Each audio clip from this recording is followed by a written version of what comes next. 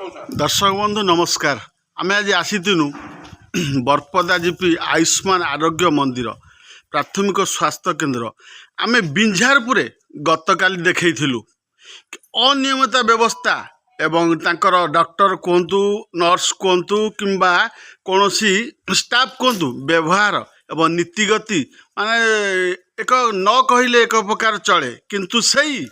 जे कि गोटे आज आयुष्मान आरोग्य मंदिर एठी जे व्यवस्था एते सुंदर एते नियारा डॉक्टर देखंतु स्टाफ देखंतु परिष्कार परिच्छन्नता मध्य सारा में देखेबू एते सुंदर जहा फल एठी वास्तविक रोगी जड़े रोग जहाँ होना कहीं किंतु साधारण व्यवस्था को देखि मध्य रोग निश्चित हल्का अनुभव कर ये हूँ आम पचारि बुझा सार ठारू आज ये आरोग्य मंदिर सार कौन आज कहे सार आपण को ओ मीडिया तरफ सार नमस्कार। आम गतकाली देखु बिंझारपुर स्वास्थ्य केन्द्र जे भली दुर्नीति एवं व्यवस्था अनियमिता होउछि आज किंतु आम गला रास्ता रे ए मेडिकल व्यवस्था को देखि खूब सुंदर लागिला। आपण ए विषय सार कौन कहिबे टिके? ना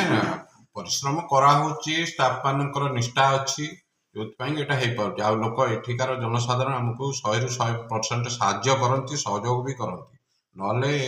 एमती हे पार न था आ एठी भी हमर पाखापाखि 100 ऊपर पेशेंट आउ पारु पर्यंत आम लेवल आम चेष्टा करते से संतुष्ट करके सेवा देवारे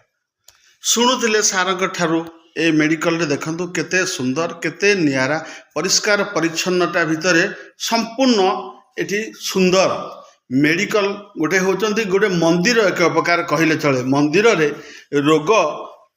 हेची किंतु परिष्कार परिच्छन्नता मेडिकल ले रहिबा निहाती आवश्यक। आम बारंबार प्रसारण करूँ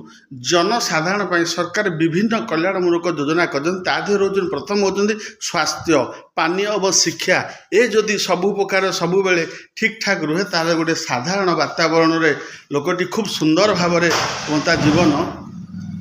ता शैली निश्चित बदली पारे। ये हूँ स्वास्थ्य केन्द्र व्यवस्था देखो केते नियारा।